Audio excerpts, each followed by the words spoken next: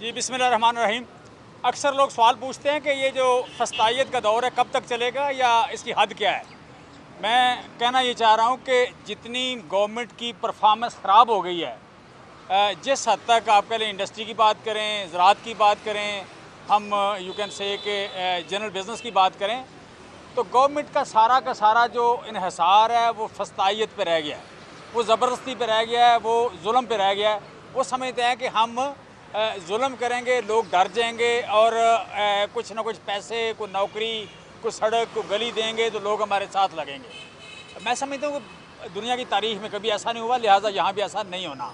लेकिन गवर्नमेंट बहरहाल अपनी जुल्म डे बाई डे बढ़ाती जा रही है। मुशर्रफ के हवाले से बात, मुशर्रफ जमशेद चीमा के हवाले से बात हुई है कि उनको गिरफ़्तार क्यों किया गया है।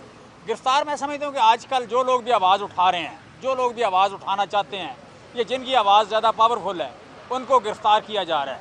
लिहाजा आप कह लें कि धमकियों का सिलसिला भी जारी है, पकड़ दकड़ का सिलसिला भी जारी है और झूठे पर्चों का सिलसिला भी जारी है। मुशर्रफ पे उस दिन एक दिन में 5 पर्चे किए गए हैं। एक पर्चा डिस्चार्ज हो गया, बाकी 4 पर्चों में उसका इमाम पे नाम था, यानी इमरान खान, मुशर्रफ चीमा और यू कैन से अली अमीन गंडापुर और अलीमा खान और you can say this उज़मा Khan.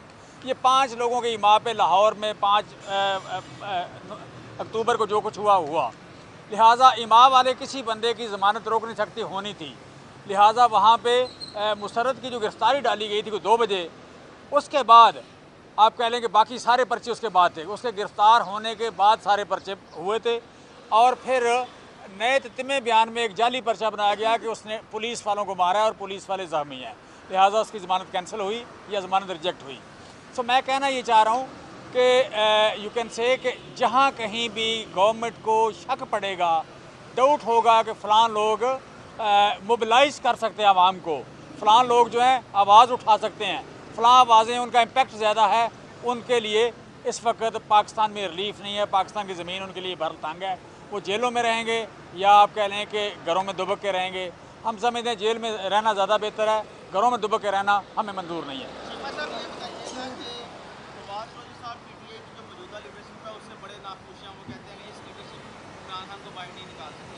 आपका भी ये मौक़िफ़ है कि ये जो लीडरशिप है सलमान अकरम राजा और दीगर जो बैरिस्टर गोहर वगैरह, क्या ये अहल हैं लीडरशिप की या नहीं है?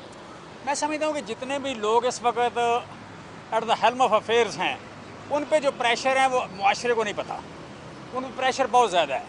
सो मुआशरे की, वर्कर की अपनी तवक्कुआत हैं, हामियों की, वोटर्स की अपनी तवक्कुआत हैं, ओवरसीज़ की अपनी तवक्कुआत हैं, लेकिन जो लोग इस वक्त at the helm of affairs हैं उन पे प्रेशर जो बहुत ज़्यादा है।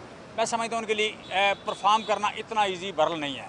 सो हमें अपनी एक्सपेक्टेशन उनसे कम करने की ज़रूरत है और उनको बेहतर परफॉर्म करने की ज़रूरत है। मैं समझता हूँ दोनों साइडों पे, लेकिन इतना ओपनली मैं समझता हूँ क्रिटिसाइज़ करना कोई बेहतर अमल नहीं।